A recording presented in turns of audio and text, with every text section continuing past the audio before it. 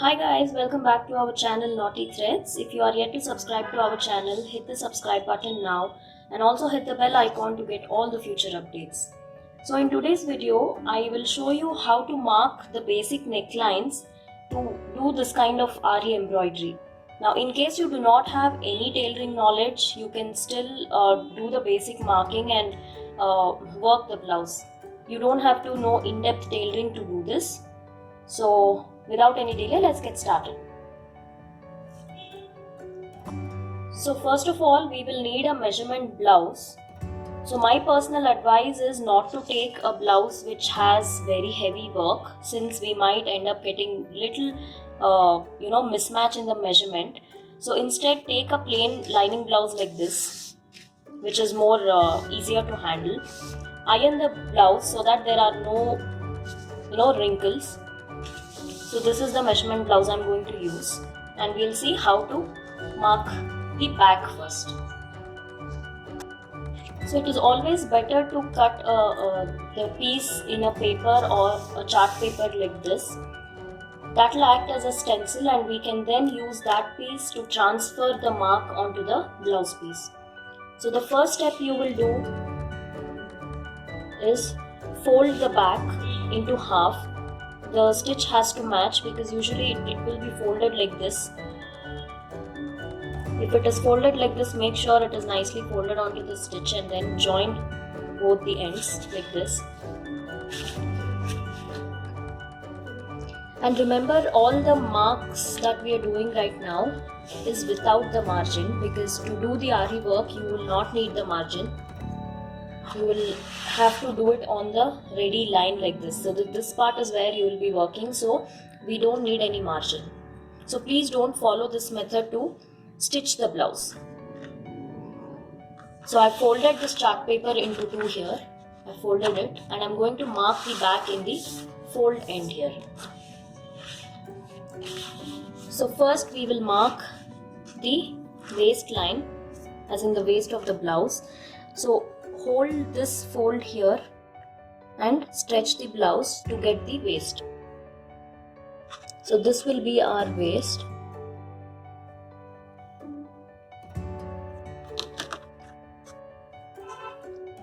And then it's very simple if you concentrate. This neck, you just have to mark it like this. From the bottom line, hold it like this and mark. So in case if you want 1 inch higher or 1 inch deeper, you can make the alterations from this point here. So if you want 1 or 2 inches deeper, just go down from this point here. And then we'll measure the length of the blouse. To do that, it is always better to use this measuring tape. So from the shoulder point, hold the tape and stretch the blouse like this. Because if we don't stretch, you will find a little difference. See, if I don't stretch, it is 13.5, but if I stretch it like this, it is 14. So this will be our blouse length. So I'm going to place 14 here, since we don't need the margin, and make the mark here. So now we have the blouse length, the neck depth and the waistline. So now we'll have to mark the shoulder, which is the most important part. Make sure the mark that we have made earlier for the neck depth is right here, and the neck and the point should be matching. And then this part you will have to place it at right angle. Do not do like this, otherwise once the blouse is stitched, it will not sit on the shoulder and it will keep falling. So this is how you will have to get. This is a little tricky, but if you place it correctly at right angle like this, then there are no chances you will go wrong. So this is the neck width from this point to this point. And then we will also need the shoulder. So that is straightforward. You will just have to mark this point where the sleeve is attached. the stitch you see. This is the stitch and I've just placed one mark there. And then we'll also roughly mark the armhole. This is not really required if you are just working around the neckline, but for us to cut, we will need this shape. So just keeping your finger like this, you just make the marking of the armhole.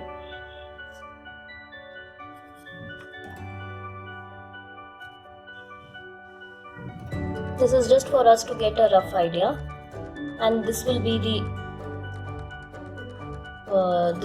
point for the armhole, and draw this like this. But when you're doing all this, you have to make sure the blouse is correctly placed. If you want, you can also pin it up so that you don't go wrong. So now we have a basic outline. This is the armhole and this is the side.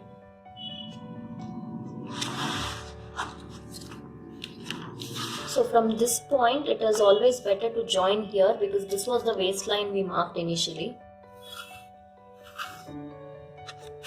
And I've just extended this line here. This is the shoulder.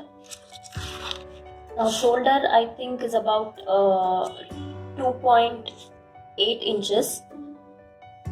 So this will vary depending on your shoulder size. So for the blouse I am working, this is the shoulder. So the same width 2.8 I will measure here and I'll make a mark so that I get a straight line.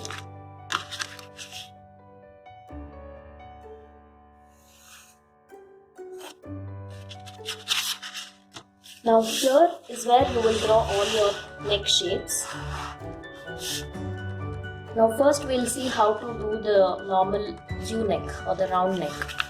For that you will have to make a line in the 45-degree angle and then just make a curve like this. So this will be like your regular U-neck.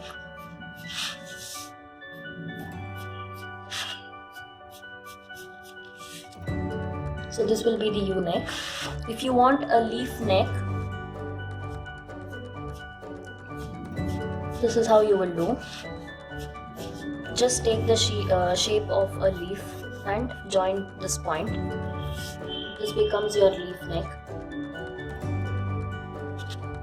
If you want to do a pot neck,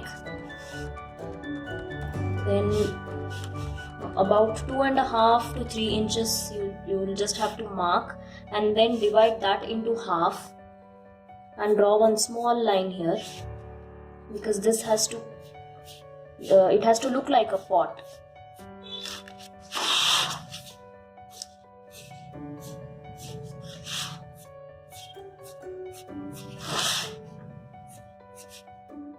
So this becomes your pot neck. So using this method, you can make any kind of neck which is deep neck. But if you are going to make a high neck, then the way you mark the shoulder will change. So you can follow this method only if you are doing these kind of deep necks. So before we cut this, make sure to double check if you have marked everything right. So just try to match the points like this. So once you're done with that, you will just have to cut the outline.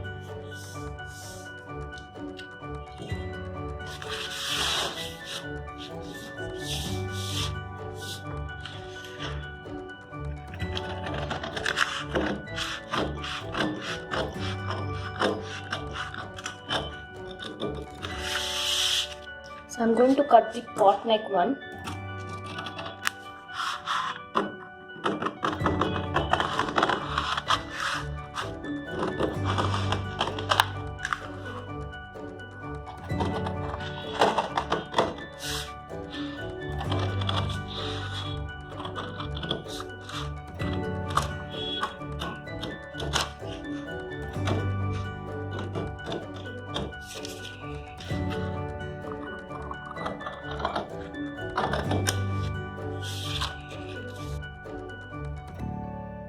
So this is the piece we'll have once we cut it.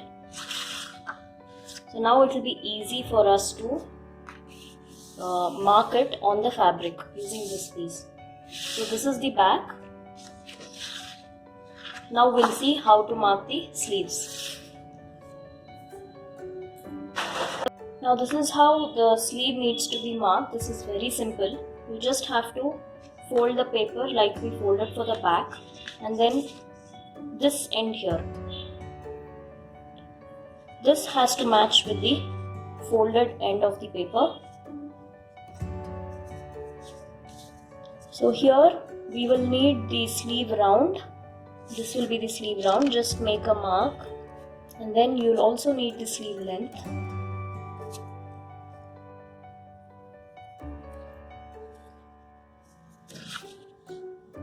And this point here, the armhole. This thing we will mark it like we did for the armhole in the back, keeping your finger like this.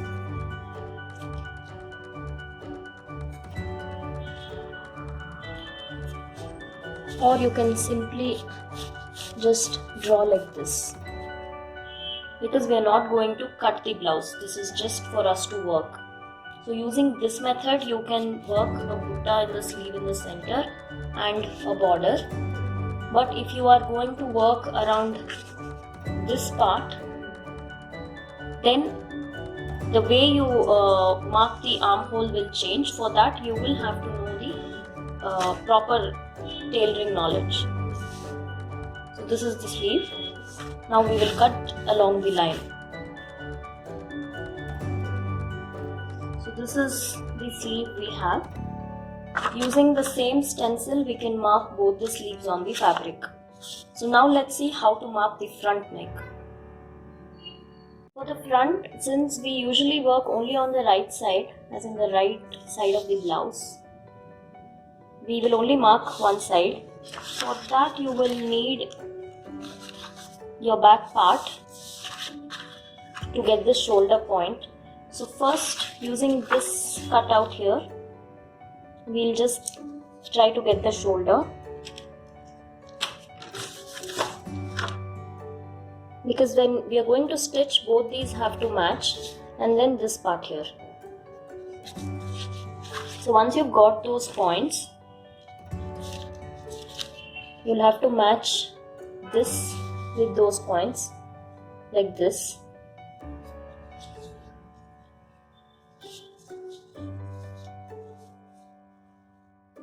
And just draw the neckline.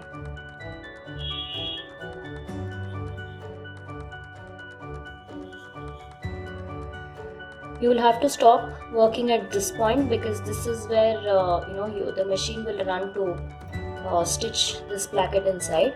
So usually we stop it here. So that's your front. That's all you need actually. So to cut out the piece, what we'll do is we'll just mark the armhole like we did for the back. You can either do this method or simply place the back and using this you can get this armhole. Just draw a line like this and cut the front, because we don't need any of this. All we need is this line to work. So this will be the front. Now that we have all the pieces, back, front and the sleeve, let's see how to mark it on the fabric. So if this is the blouse piece, make sure to iron it and make a center crease line. This is the crease line I've made. Now that crease line has to match with this fold here. Now remember, we have not left any margin in our paper cutting. So we have to leave about 1 to 1.5 inches here as margin. So it's always good to pin it up before we start drawing. But here for the video I'm just showing it to you guys. But when you're actually doing it, make sure to use some pins and pin it up all around, so that the marking is perfect. Now start from one side and make sure to just finish the complete thing in one line. Don't lift your chalk up, otherwise you might end up having multiple marks, and when you're doing the work you will not know which line to follow.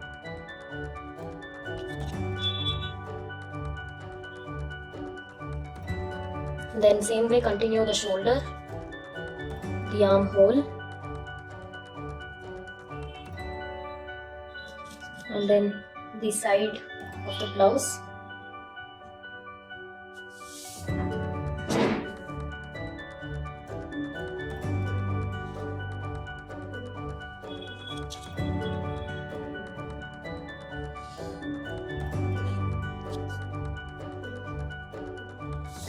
So same way you will continue on the other side as well.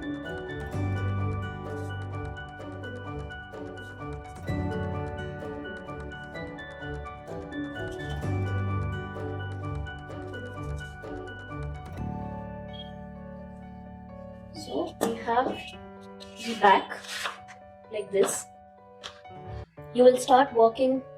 The first line will be right on this mark, because when you are actually stitching the blouse, you will cut the blouse here. This will be your cutting line. So the mark that we have made is the ready neckline. And even when it comes to the sides, this is not your cutting line, this is just your stitching line. You will leave about 1 to 1.5 inches to cut.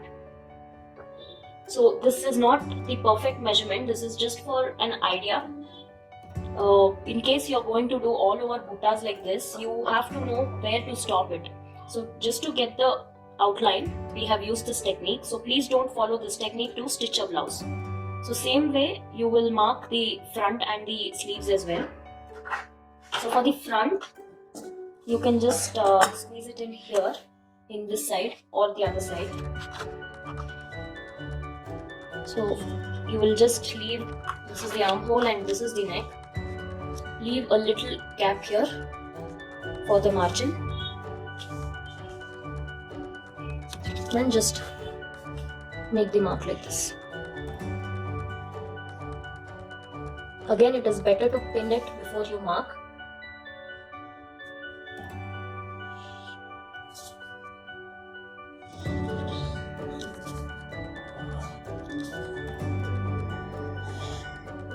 So this is our front. You will start working right on this line.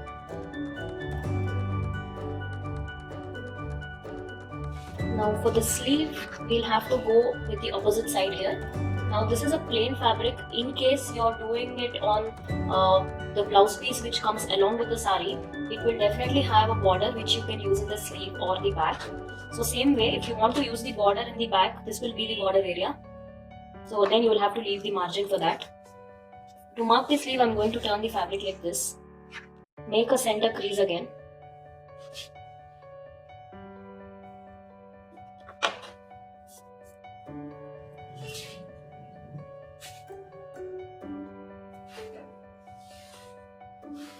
So this is the center crease line. Or you can also fold it like this and mark the sleeve. Because we need 2 sleeves, we'll have to fold it one more time to get the center of the center.